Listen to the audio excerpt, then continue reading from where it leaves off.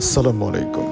ক্ষুধার জ্বালা কি যে কষ্টের, যে না খেয়ে থাকে, যার পেটে খাবার যায় না, সেই কেবল বোঝে ক্ষুধা কতটাই কষ্টের।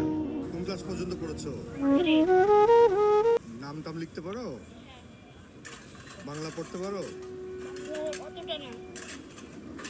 পড়তে পারো না?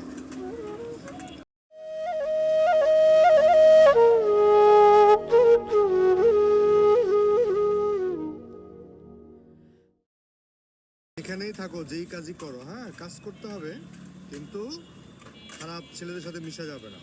কথা বুঝতে পেরেছো?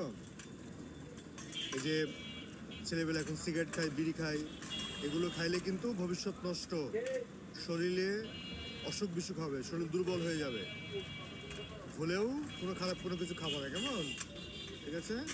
আর এখানে মাঝে মাঝে আসি, কোনো সমস্যা হলে, কোনো কিছু খাইতে ইচ্ছে করলে আমাকে দেখা করবা, আমি খাওয়াবো, ওকে?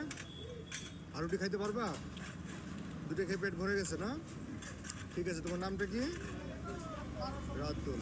ওকে।